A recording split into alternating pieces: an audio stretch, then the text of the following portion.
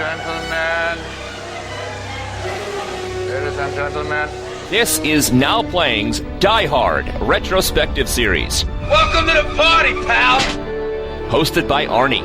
So he's more of a Star Wars guy. Stuart. You didn't bring me along for my charming personality. And Jakob. Fly in the ointment, Hans. The monkey in the wrench. Pain in the ass. It's a good day to die hard, so each week we will be watching and reviewing a new Die Hard film, ending with a weekend of release review of the new movie. Another basement, another elevator. How can the same shit happen to the same guy twice? This review will contain detailed plot spoilers and harsh language. Listener discretion is advised. Yippee-ki-yay, motherfucker. Today, we're discussing The Detective, but I thought this was the Die Hard series. Yeah. Starring Frank Sinatra, Lee Remick, Jacqueline Bisset, Ralph Meeker, and Jack Klugman. Directed by Gordon Douglas. I'm Arnie, the hard-boiled co-host of Now Playing. Stuart in L.A. And this is Jakob. Yippee-ki-yay, old blue eyes? I'm confused. I think this all comes down to revenge because I made you all sit through Generation X as part of X-Men, that we are here talking about a Frank Sinatra film from 1968 as part of the Die Hard series. I know, very weird, and you're right. This may be the absolute worst tie-in that we've ever had. Not to say the worst movie, but nothing that this movie is going to deliver sets you up for what the rest of the series is going to be like at all. But there is a connection, and I guess I could walk everybody through that connection. Please do, because I'm the fan of Die Hard, and I don't know what the connection is.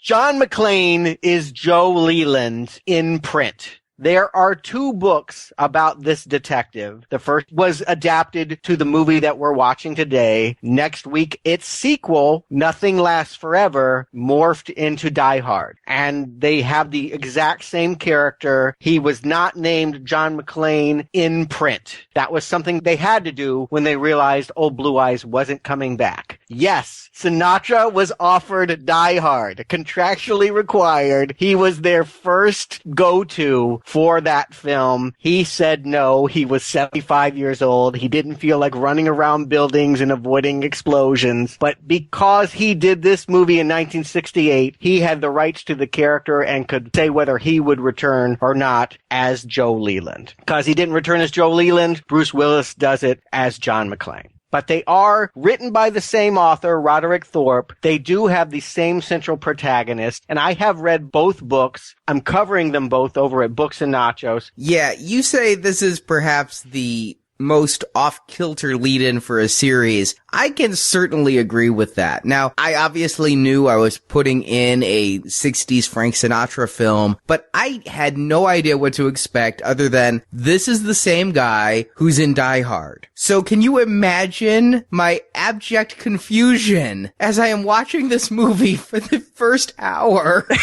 and trying to figure out when shit blows up? Yeah, I mean, I got excited when there was a helicopter shot. I was like, oh, look, Die Hard! There it goes! And it lands. It was like totally insignificant. But I got excited anytime anything that looked like Die Hard popped up on the screen because it's few and far between here. I think there's a shootout in a parking lot and a helicopter shot of landing, like, has nothing to do with anything. And that's about it. I don't think there's any visual cues other than that in this detective. Yeah, I totally misunderstood. When you said Die Hard was based on a book, I assumed The Detective is what you were talking about. I didn't know there was a sequel to it. So I'm sitting here, I'm like, hey, this is really different than Die Hard. Where's the skyscraper? Oh, there's a black cop. Is that supposed to be Al Pal? And then I realized that things are different here. This is a different book, same character, but yeah.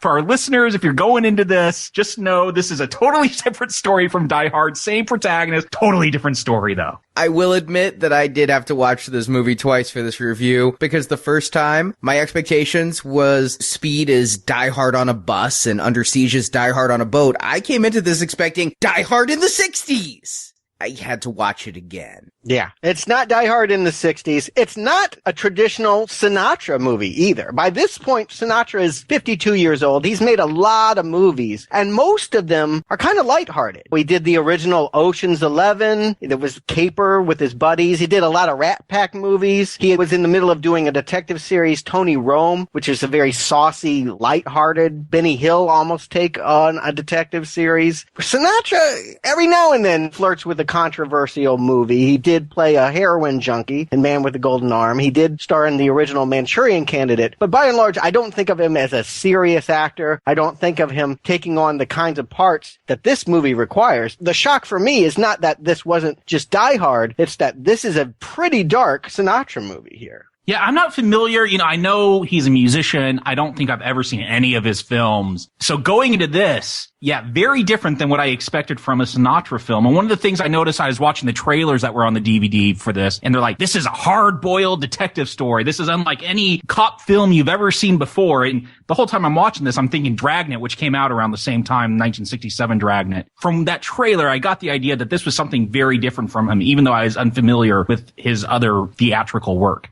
I am not very familiar with his theatrical work. I know his songs, seen a couple of things here and there, but really I've avoided the whole Rat Pack thing. It's before my time. I just don't have a whole lot of interest in it. I expected this to be lighthearted, and knowing Sinatra primarily as this multifaceted entertainer, I really wasn't even sure if I should expect him to be able to act. I wouldn't recommend it, actually. Sinatra is a singer first and foremost. I don't think he ever would have made inroads into Hollywood if he was just relying on his acting talent, even with those mobster heavies that put the horse head in the bed. But hey, if Sinatra can't, I noticed the opening credits were full of names I knew from completely other things, like Jack Klugman, recently deceased, The Odd Couple, 12 Angry Men. Yeah. Robert Duvall. Always a good sign. I love Robert Duvall, even in bad movies. And Lee Remick. And don't forget Tom Atkins, a long time now playing Persona. I mean, all the way back to Halloween 3. Boop, boop, boop, boop. 7 more days till real Die Hard, real Die Hard, real Die Hard. 7 more days till real Die Hard.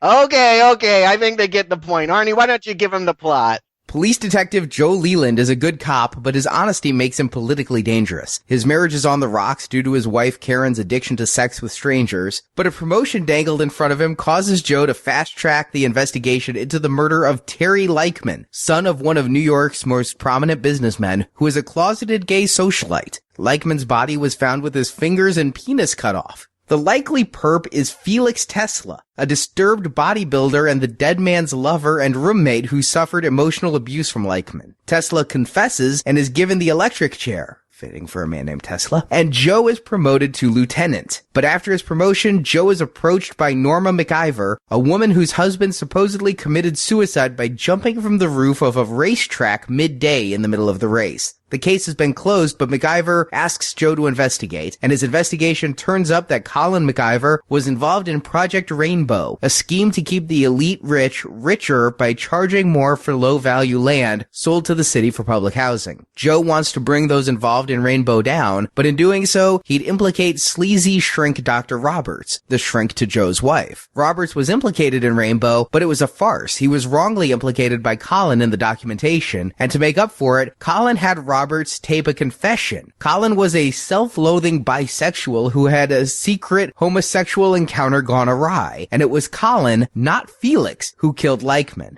Joe goes forward with the information anyway, resigning from the force to protect the department from the heat he will feel for angering the rich and for having Felix put to death for a murder he didn't commit. And that is the basic story. It's kind of an oddly paced one that's told with a lot of flashbacks and a very non-linear storytelling device, but we start off, we're jumped right in the middle of it as we see Joe coming in and looking at the body of Leichman there on the ground and investigating in, and I figure my first time watching this whole thing is going to be a single story, an investigation in this murder of Leichman that would lead to something bigger. Yeah, this movie's called The Detective, so I'm figuring, okay, this is going to be about Frank Sinatra, Joe Leland, picking up the clues, putting things together, real good detective story. And that's my expectations at the beginning of this film, at least. Well, I read the book. I knew the elements that it was basically going to have. It should be pointed out, this is a 600-page novel. It is huge. It is dense. It starts with the later death. It starts with the racetrack death, and Joe Leland has left the police force. He is now a private detective. They have chosen to streamline a lot of things about the book. I think they go mostly chronologically with flashbacks to his time when he first joins the force and meets his future wife. But for the most part, they decided to take it from the beginning of the story and go chronologically. I think it actually helps. I think it's a good adaptation of the story because reading the novel, 600 pages, oh boy, I didn't know how they were going to tackle it when they went in here, but I felt like it was the right choice when I saw him walking into the Leichman case. The Leichman case is one of many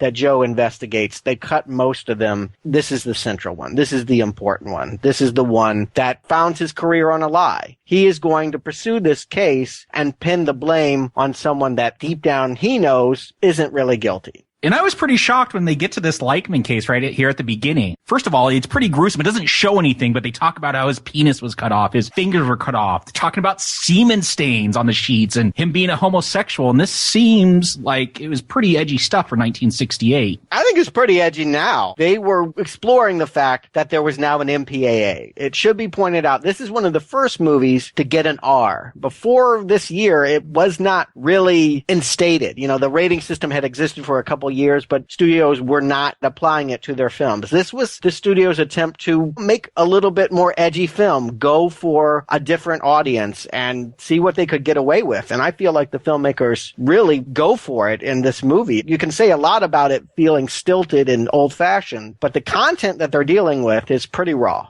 I was shocked that immediately jumping into this, I had to rewind. They said the penis is cut off. I'm like, they said the pinky, right? They're cut off fingers. Because they wouldn't be talking about a penis in a Frank Sinatra film from the 60s. And then semen stains, I'm thinking, wow, they are going CSI on me 40 years ahead of time. I was very shocked by the content, and it's pervasive. It's not a one-note thing here at the beginning. This movie, in both its stories, because you said there's many cases in the book, this one focuses on the two, but both of them having this context and this commentary on homosexuality, that seems very forward for this time, and to be done in a way where the protagonist of the film is actually sympathetic and not bigoted against them and not in a birth of the nation, mammy kind of way. You know, I'd stop short of calling it progressive, but it is essential that they portray Sinatra as being a better man than everyone on the force. As he arrives here, there's a new recruit, the black guy, Robbie. He's like, I hear you're the best detective in town. And indeed, he is going to be the only worthwhile cop we see here. You have to remember, 1968, cops were not popular. The youth culture was at arms with police, and they wouldn't go see a movie about cops. I feel like this was a tough sell, so they had to create an environment in which Sinatra distinguishes himself from all the other bigoted, hateful cops, and yeah, they do that here. That as he goes and explores the gay underworld, he's going to have a lot more sympathy than anybody else on the force.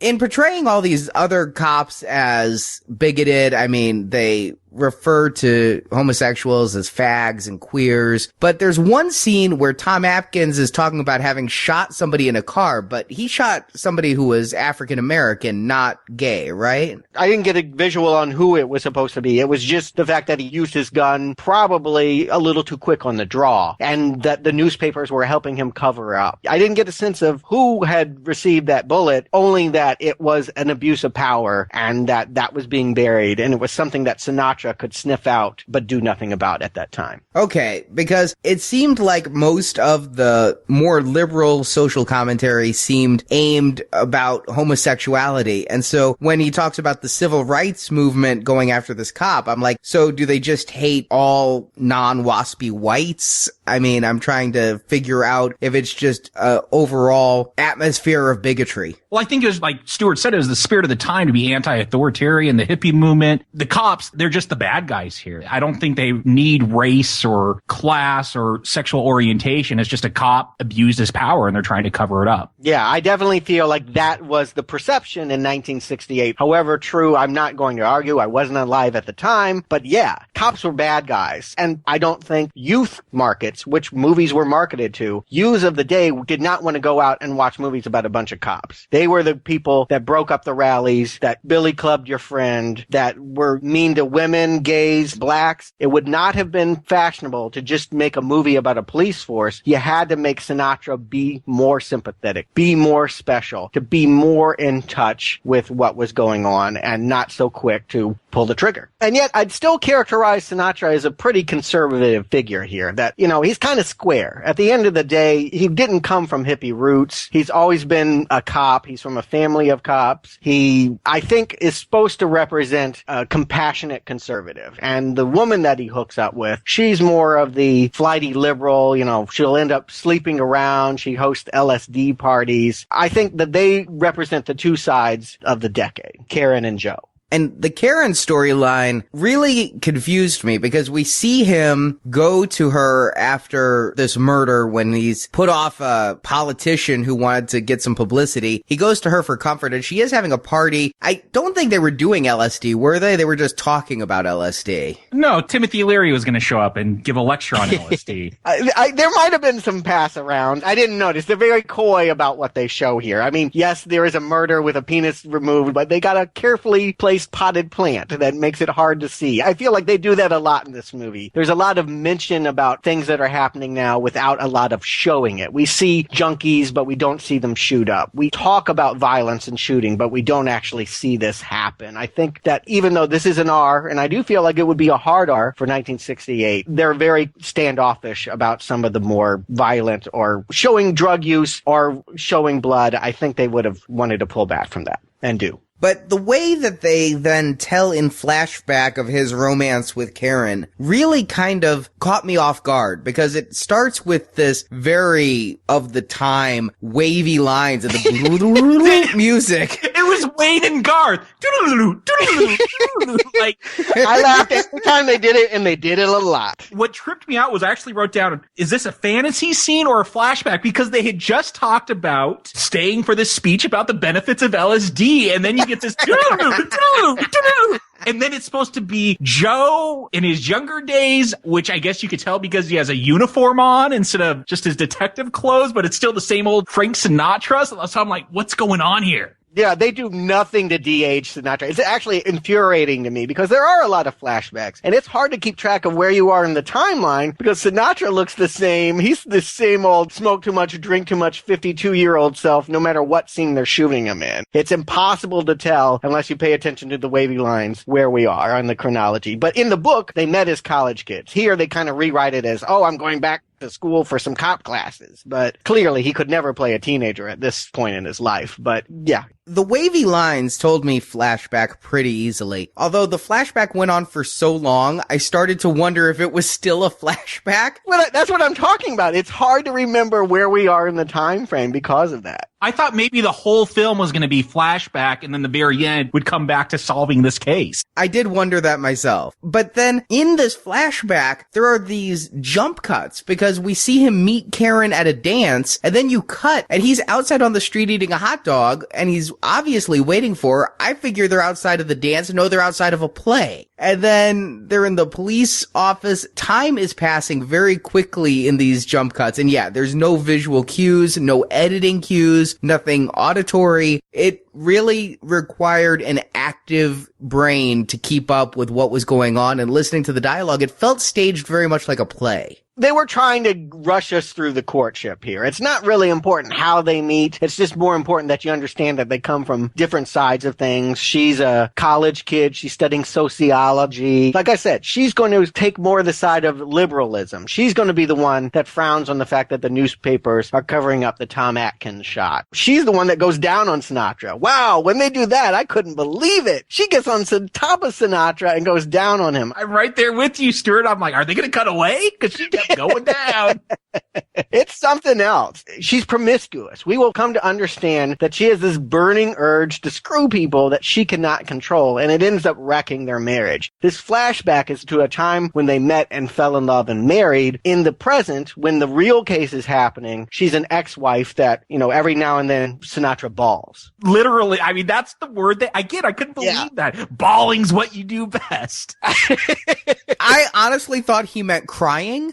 Yeah, no, B-A-L-L. Yeah, it took me a while to remember that ball was a term for sex back then for old people. They weren't old at the time, but yes, it is an outdated term. And one that, like so much of the language here, it really is pretty saucy. Whatever you think about a movie called The Detective in 1968, get Bogart out of your head. Get the whole idea of like film noir, old-fashioned out of your head. This is a racy, now 60s picture, much like Bonnie and Clyde or Midnight Cowboy or anything that would have been called hippie cinema at the time. They're going for that here. And what I really got on my second watching, since the first time I'm just trying to keep up, is how much is foreshadowed of her problems. Because when you see them at that party with the LSD speech, you know that there's something going on. You see this, and it looks like, yeah, this is how they get happily married. But she is withholding things here. There are key moments here. And I really enjoy the way that Lee Remick is playing them, in that it's telling us there's a lot more here, and she's really trying to put her past behind her, and being with Joe makes her want to be a better person. I think she gives a very moving performance, whereas Frank, not only does he always look like 50-year-old Sinatra, he always acts the same. He's very stoic. You don't get a whole lot out of him, so it's how people play off of him that I really am enjoying in this film. Yeah, you get this one scene during their courtship, during the flashback, where they go up, I think it's his place, maybe her place,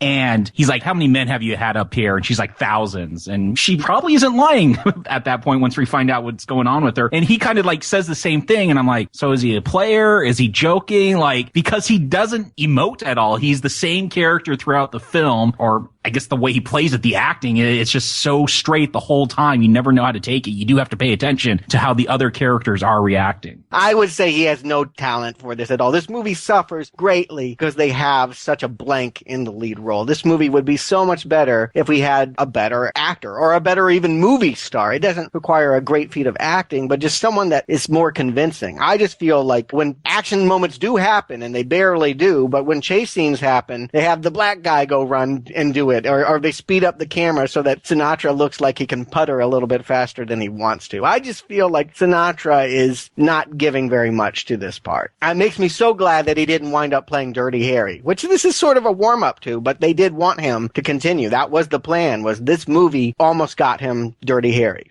And I kind of like this depiction of a cop. Again, a detective story in the 60s. You say get Bogart out of my head. That was what was in my head when this film started. And don't get me wrong, I love the Maltese Falcon, but I didn't know how I'd feel about something that was derivative of that 20 years later. This was a far more modern and hard look at a police detective than I was expecting going in, and far more cynical as he deals with all the corruption in the department. We already talked about how there were police cover-ups and the politicians, and how he's being forced to deal with this kind of political aspect. And so, yeah, he is given 48 hours to figure out who killed Leichman, and it would be his third murder solved in a week, and sure enough, he's going to figure it out. What I couldn't tell was whether or not he really believed Tesla was the killer. The way they find out about Tesla, like, okay, this, again, I went into this is called The Detective. He's going to be finding all these little hints. Stuart, you said you wouldn't quite call this progressive, and I think this is the part where we can say it's not quite as progressive with its view of homosexuality. Like, here's the clues. Leichman had some mineral water, and those gays like to oil up their bodies at the gym, so let's go check out all the YMCAs. They called out the Y as a gay cruising joint 10 years before the Village People. I am so impressed with this movie. Damn, it is going there. But yeah, it's not a progressive view, because to make the jump that, okay, he had mineral oil in his closet, that must mean that he's into bodybuilding, and that must mean that we'll find the killer at the Y. They don't even find him at the Y. I'm not even sure how they get to the hotel where they actually nab him. Because they found sand. Oh, so he must be at a beach. Check out all the hotels at the beach. But I have to say the most shocking piece of detective work is when they go down to the waterfront, to the docks. I guffawed at this point where they open the semi and it's like just gaggle of gay men like making out. And there's like 3 semis of just gay orgies going on. I couldn't do anything but laugh because it was just such a disconnect for me. I didn't know how to respond to this scene. It's a shocker. Yes, they really wanted to portray something raw here, rawer than has ever been permitted before. They were taking advantage of that R. This is an R-rated movie. If they had made it a year before, they probably wouldn't have this gay cruising joint scene at all. It doesn't really serve the plot much, but they slap around a couple of kids, but really they don't get any information. They don't really get anything until they have Felix in custody and we have the most bizarre interrogation seduction I have ever seen. Ever. Okay, so that was seductive, because when Sinatra puts his hand on the other guy's forearm, you know, when a movie with such overt homosexual plot lines, I'm like, so is Sinatra coming on to him to coerce a confession? That's the way I took it. He felt that this guy wouldn't respond to being slapped around, that the other guys were, you know, giving him the bad cop routine. Sinatra was,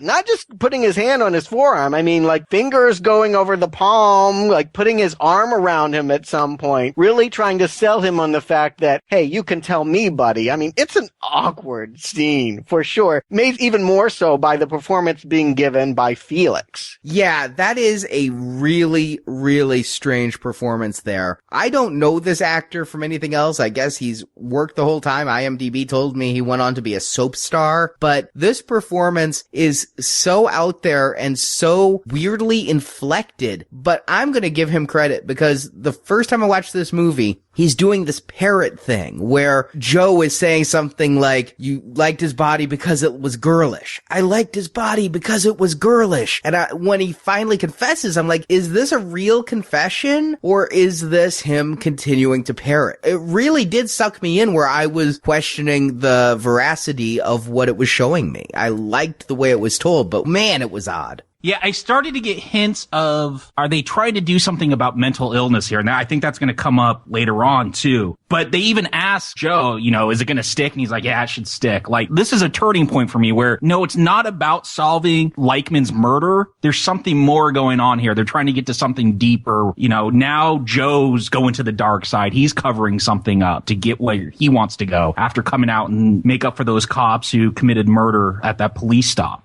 And this is where in my first watching, I got really confused because I thought this entire thing would be an investigation into Leichmann's murder. And so at the 50-minute mark where we have a confession and Joe's like being lauded with it, I'm like, wow, what is the rest of this movie about? Right. Here's the way I take it. He thinks that Felix did it. He's confident of that. He's getting the confession that he believes to be correct. What he doesn't agree with is that this guy should get the chair. He believes that this guy's insane. And indeed, this guy is acting really insane. And it's part of the non-progressive side of this movie. And it was even more pronounced in the book, is that you have to remember at this point in time, homosexuality was linked as mental illness in psychological circles. His take on it was all gay people are crazy, but we shouldn't put this guy under the chair. He should be put into a padded room where he can do no harm. I think that is what Sinatra is wrestling with. And so when he has to sit there and watch this guy get the chair, it's not that he thinks that the wrong guy is being persecuted, it's that he got the wrong punishment for the crime. And that execution was a little hard for me to watch. I think I've become a little bit more sensitive to certain aspects of death as I grow older. And seeing him executed like that, knowing he was insane, questioning the validity of his confession, and just seeing him die like that with the blindfold leather strap. And I feel that because this is older, the death was probably portrayed a bit more realistically, whereas right now they'd probably sensationalize it with more crisp sound effects and things like that. I'm not going to call this scene realistic or anything that we're seeing. I mean, I feel like this movie has one foot in camp the whole time. A lot of this stuff feels way over the top, but the other half of it feels really gritty and raw and true to life. So it's a push and pull, but I thought this death scene was kind of mockable, really. And you've asked, where was the rest of the movie leading? It's leading to what most of the book is about. Again, I want to say that all of this Leichmann stuff was the past. This was when Joe was a part of the police force. In the novel, he has since left it. He went to work for an insurance company and investigate insurance claims, and he has just struck out on his own with his wife, not ex-wife, his wife, to start a private detective institution. And they have lots of cases going on, only one of which is what the second half of this movie is about, the mysterious death of Colin McIver at the horse track race. And the second story is even less clear to me than the first. The first one was really quick, a lot of rousting of gay nests and then flashbacks to his romance with his wife. But the second one, I wasn't even so sure that there was a case. Or was it more romance? Because this woman, Norma, comes to him and wants her husband's death investigated, but she's a pretty girl. Joe's semi-single. He's estranged, if not completely divorced, and I wasn't sure, is this really going to be a story about an investigation into a case, or is this going to be more melodrama about Joe, Karen, and now Norma?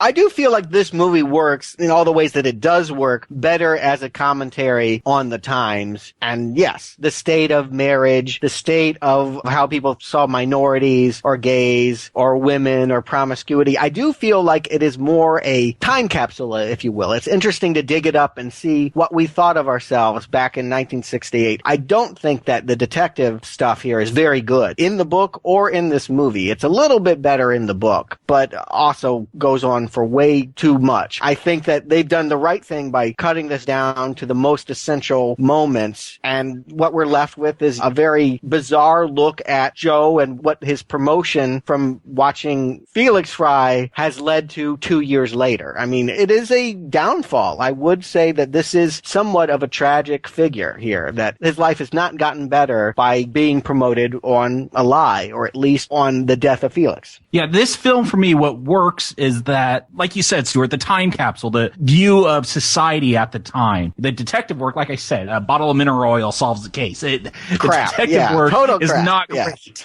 But this whole view, like, you find out Joe's wife, Karen, she's promiscuous and she's been seeing a psychiatrist. Is she mentally ill? Is it mentally ill people that like to have sex? Or you get all these cops bringing in all these poor black people, and Joe's kind of like, they're agitators, and why are you trying to bring them in? They just want a place to live. Like you said, that time capsule element and seeing how the police are dealing with society and where Joe's actions take the police force. He says he convicted Felix. He got Felix to admit to the murder to help make up for the shooting. Now we see cops want to get that promotion like Joe. And so they're using Nazi interrogation tactics on people. Yeah, this was a big part of the book. This whole thing of the Shaftel case is what it's called. And what we find out, it's this little girl, 6-year-old, had been abducted. And Joe, his father, is still on the police force. He's coming in and out and giving advice. He knows that she's going to end up dead. And indeed, she does end up being the victim of this elderly man. Here they really shoehorned it to one scene of a black guy tying a 68-year-old man naked to a chair and saying, hey, it's okay. I learned this by watching Holocaust videos. I mean, this should have just been cut. This was really confusing. I think, though, whenever you guys talk about scenes that don't make a lot of sense, like this scene with the naked guy or the earlier scene with the gays in the semi-trucks, I think it's all there to just keep driving home this atmosphere of bigotry and the police thinking that they're above it all. This entire story, what we come to find out is that the reason that the guy killed himself is because he was involved in a scheme that helps keep the slum poor and makes the rich richer. And it's all about this kind of caste system that the cops are in the middle of, because you see cops are on the take. People are paying them off to keep quiet, so they have some of the privilege of the rich while still not being rich. And I think that this scene, you say it should be cut. Well, I can see certainly things in this scene that don't make a whole lot of sense, but I think it's there to just show that everywhere Joe looks is shit. It is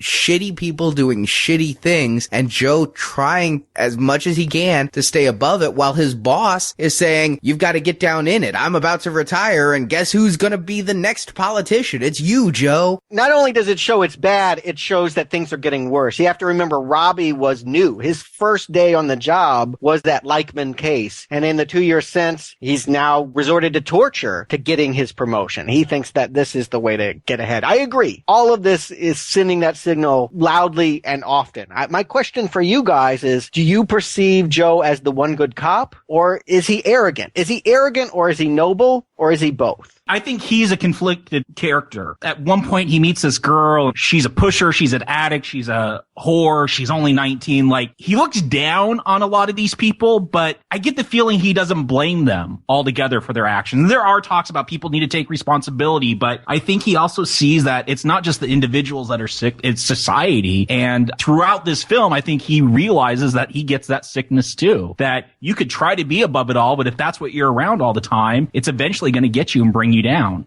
See, and my take on it is slightly different. I think that he's supposed to be the good cop. I mean, he's played by Sinatra. He's the hero of the story. I think he's supposed to be the one who we're cheering for, especially if you put it in the context you did, Stuart, of cops aren't the good guys in the stories. He's supposed to be the good guy amidst all of the stereotypical cops or the negative stereotype of cops from that era. That said, he certainly comes off very self-righteous and self-doubting in certain ways. I mean, he isn't completely good because in the midst of it all, he goes back to screw his estranged wife just to give into some base desires. And he plows forward. I think we're supposed to take him as our hero. We're supposed to take him as the noble one. We're supposed to agree with his points of view, though. I think they get into trouble. I think that on one hand, they want to show him as compassionate, and yet the story is set up to be that of hubris. The fact that he thought that he could get ahead and he will essentially have to walk away from the force. There is no such thing as a good detective, is the message I take from it, in the fact that he has to turn in his badge and rat out the bad guys. He does, though, at the expense of his own future. I think that it might have been better, and I think they did tweak the formula and make it better, if they had just made him a universal bigot like Dirty Harry. I mean, in a few years, and again, I want to say Sinatra was first choice for Dirty Harry. The whole idea of Dirty Harry is he hates everybody. Everybody's bad, but he's still got a moral code, and he's still going to do what's right. And yeah, he's still the hero. Here, I just think it's weird because they play him wishy-washy. One minute, he's hugging the gay killer that he thinks is responsible for this heinous crime, and the next minute, he's kind of lecturing other cops, almost in the way that Spencer Tracy does in Guess Who's Coming to Dinner, about they don't know what's coming if they don't behave better to a society that's tearing apart at the seams. I just feel like the character is whatever they need to be in the moment and not very consistent. But the second case that he's solving is really muddled because it's a suicide that leads to a land deal that leads to the murder that started this whole movie. It is very convoluted, and because it's not the focal point of the story, I feel it's poorly told. It is, and it's the compromise being that if this were following the way the book did it, he's a private detective. He's being hired to investigate something that the cops are covering up. Because they've written him as someone that is moving up the police ranks, he's still a cop. They're having him investigate a case that's wrapped up. That doesn't make any sense at all. It essentially looks like, hey, I'm doing this because you're a cutie. And they do a lot to make this Jacqueline Bisset character attractive. One of the things they changed from the book is that she was pregnant by the dead guy. This one, they do away with that because they really want to imply that there might be a future between this guy and her. But I don't think that we have a lot invested in why the guy fell off the roof. They don't make it look like it was a murder. Did you guys ever get the sense that he might have been pushed? When it showed that scene, I wrote down, guy commits suicide. That's how I took it. I had no thought that there was someone that pushed him or even maybe blackmailed him into it. Yeah, the book leaves it much more open-ended, and so he spends a lot of time talking with people, and we really do think for a large portion of it that in fact it was foul play. It's a surprise twist that we find out that it indeed was suicide. And I don't necessarily get that out of this movie. Even after the second watching, I'm left going, they never really answer the questions that are asked, like, why would he do it in a racetrack in the middle of the day? Why is it nobody saw it? These are the questions that prompt Joe to investigate. In the end, he finds reason that this guy would be guilty enough to commit suicide, but it's still never really determined if it was suicide or murder in my mind.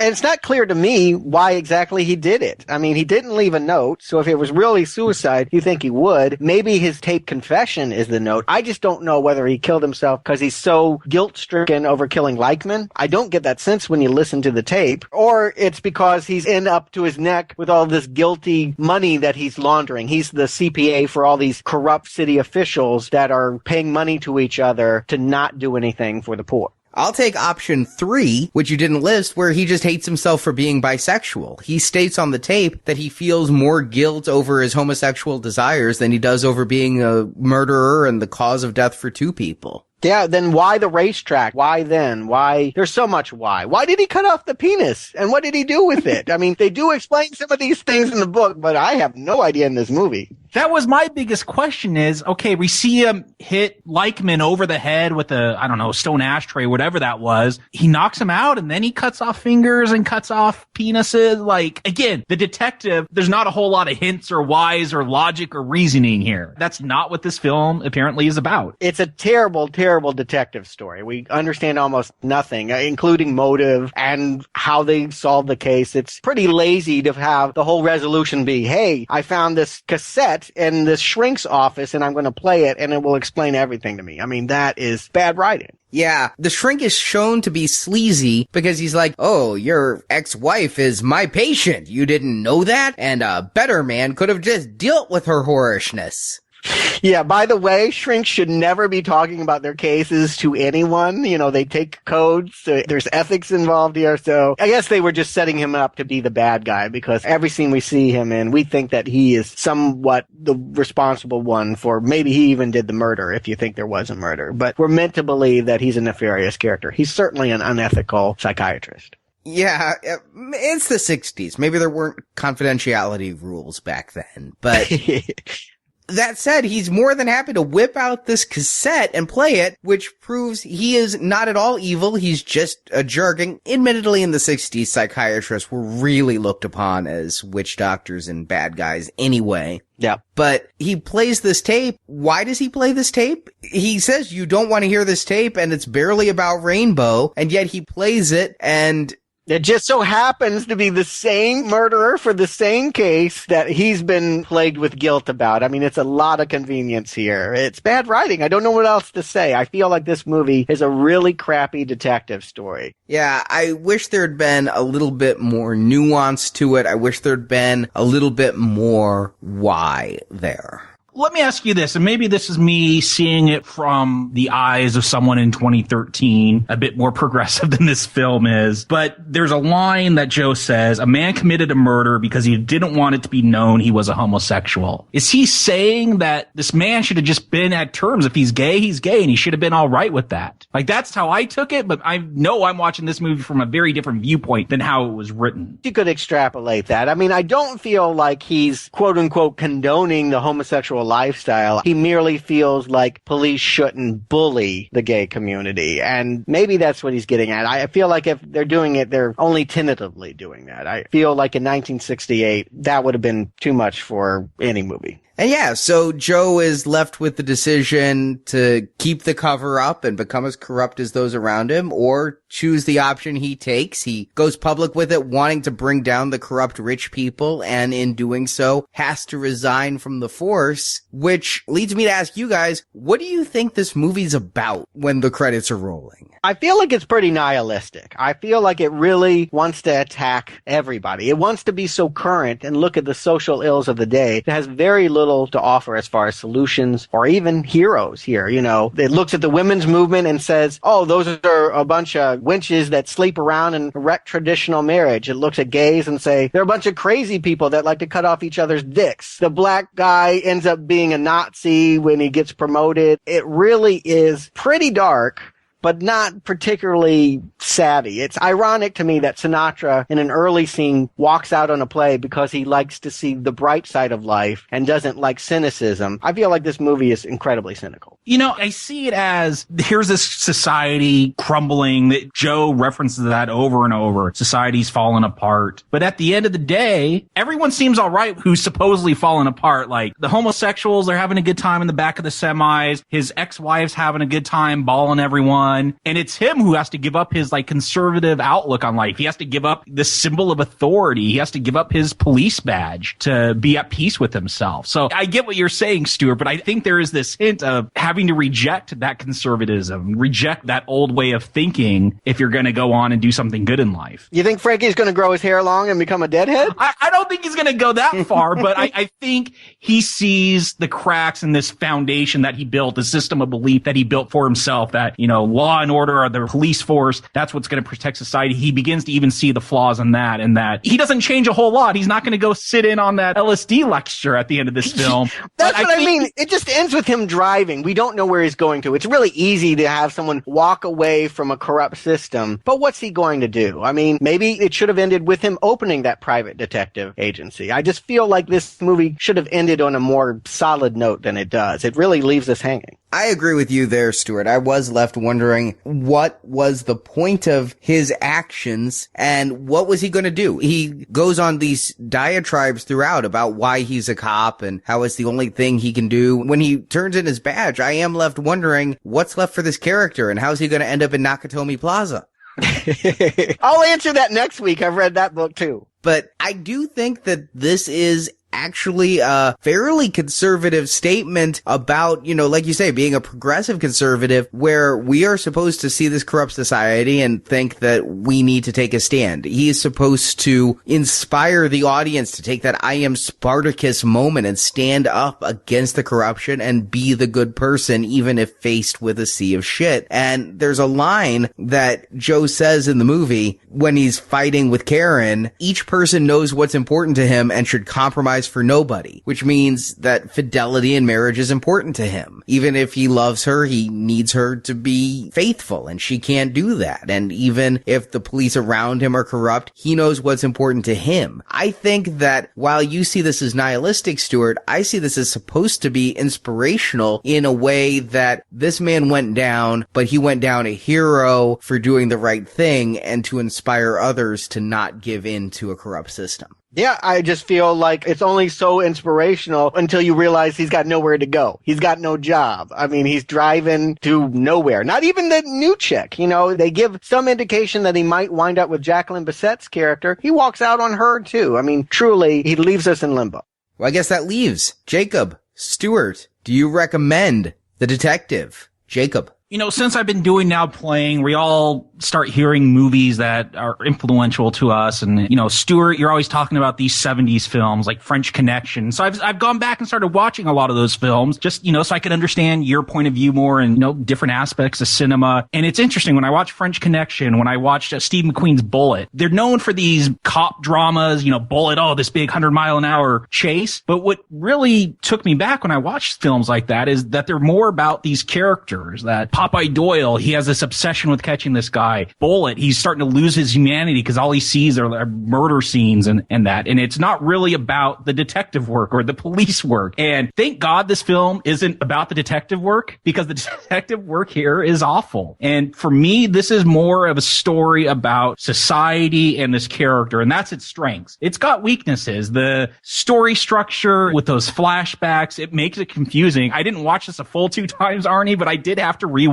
and watch scenes over again to follow along, especially early on in the film. This isn't a perfect story, but I was engaged watching it as, you said, Stuart, a time capsule of the 60s moving into the 70s and watching this ideal of authority fall away and society begin to change. It's not this perfect film of progressiveness, and we've talked about this conflict between, these conservative views. Does Joe Leland, does he have a story arc here? Does he change, or is he holding on? Is he curmudgeon? But I was engaged with this film as this view on society, watching this conservative guy trying to deal with this society that's changing around him. And that's what held my interest and what fascinated me as I watched this film. And so it's not a great cop film. It's not a great Die Hard film. If you're going in for detective stories or Die Hard, skip it. But yeah, I could give this one a recommend. It engaged me. It kept me interested. I enjoyed watching it. Stuart. Yeah, first of all, this is a terrible Die Hard film. I feel like it's so terrible that we had to talk about this movie in the context of Bruce Willis running around fighting terrorists. This movie has got none of that. It should not be thought of in those terms. It's almost the antithesis to that kind of film. It is a police procedural about the troubles of the day. And so I do try to look at that. And unfortunately, it unfavorably compares to those films you mentioned, Jacob. Yeah, Popeye Doyle is a lot more complex complicated character in the French Connection dealing with what's wrong and right. Dirty Harry, much more interesting character as he fights all of these same things. I mean, if you want to see a police procedural set in a gay underworld, I'd even go with William Friedkin's Cruising, which is, he made it after Exorcist and French Connection. It's really dark and crazy. Al Pacino goes into the New York gay scene and finds a serial killer. I feel like that one's got more drama and is just more gripping than this movie. This movie's got 1 foot in camp and 1 foot in seriousness, and I just can't rectify that. As good intentioned as it is, I just don't think it's aged well. It feels like a Dragnet episode trying to deal with topics that it can only half deal in. And I don't think it's well written. I don't think the book was well written. I think that the screenplay is a good adaptation of a very bad book. And I can't recommend it, but I think it's interesting. I mean, I don't think it's worthless. I think if you have a curiosity about the time and the way that people perceived what was going on in youth culture, gay culture, black culture, divorce, all of those things, a time capsule, yes, a movie, no, not recommend.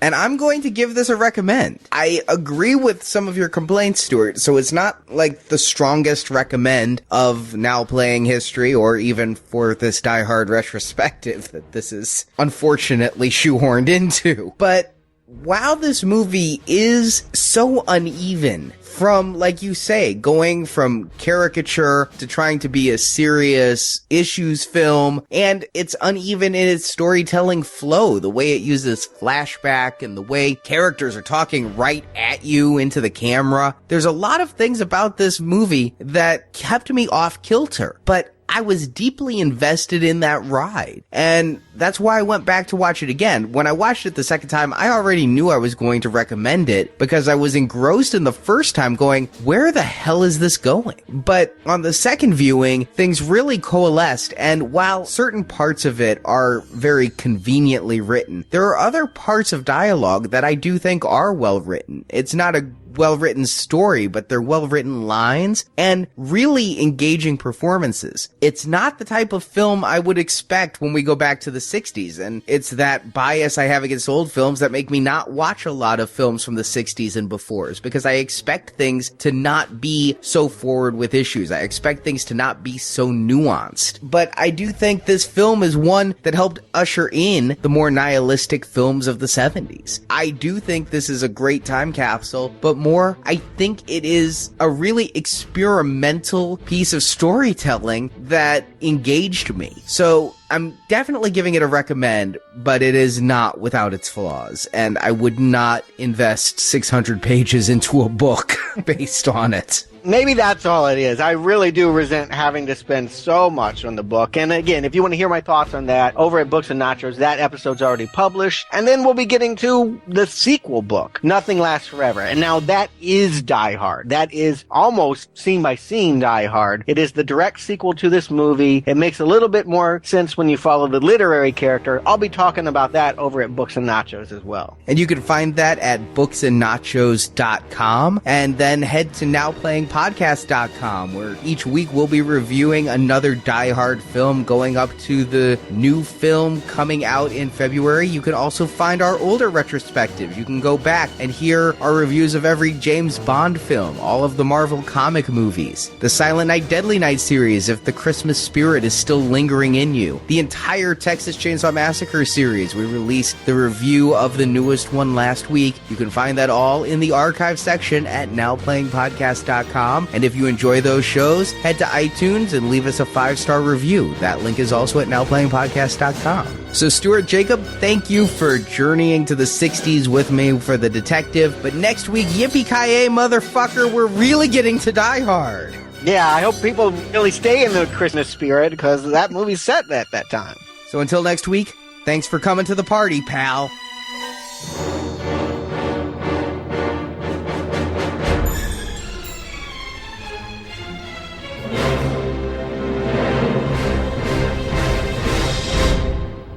You know what you get for being a hero? Nothing. You get shot at. You get a little pat on the back, blah, blah, blah. Attaboy. You get divorced. Your wife can't remember your last name.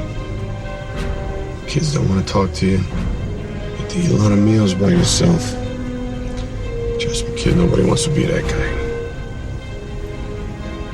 you doing this? Because there's nobody else to do it right now, that's why. Believe me, if there was somebody else to do it, I would let them do it, but there's not. So we're doing it. That's what makes you that guy. Thank you for listening to this episode of Now Playing. Congratulations, you're still alive. If you've enjoyed this podcast, you can hear more reviews at our website, nowplayingpodcast.com. Get ready for the downloads. You can hear reviews of Terminator, Predator, The Avengers, Batman, James Bond, Rambo, Rocky, and more. Find hundreds of movie review podcasts at nowplayingpodcast.com. Launch the downloads. While at nowplayingpodcast.com, be sure to join our forums where you can discuss this review with other listeners. Baby, come on, baby, come to Papa. I'll kiss your fucking Dalmatian. You can also follow Now Playing on Facebook and Twitter, where the hosts post new episode announcements and written movie reviews. This, gentlemen, as they say, is where the plot thickens. The links to our social media pages can be found at nowplayingpodcast.com. Go to the coast, we get together, have a few laughs. Support from listeners like you help keep Now Playing operating.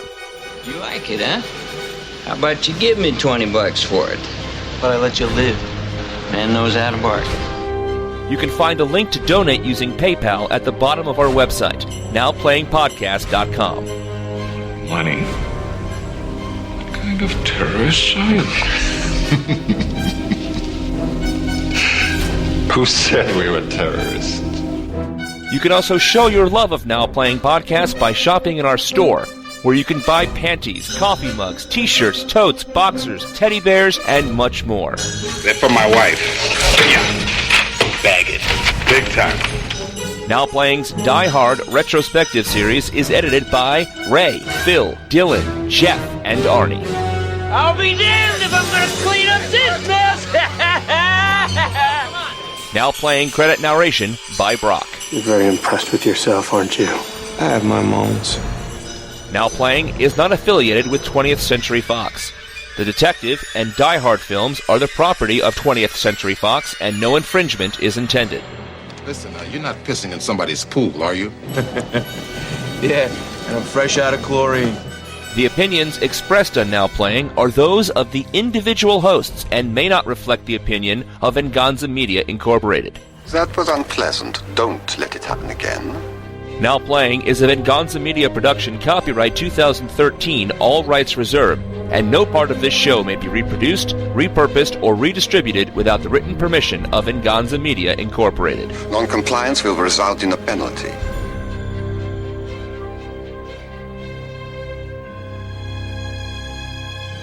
Happy trails, Hans.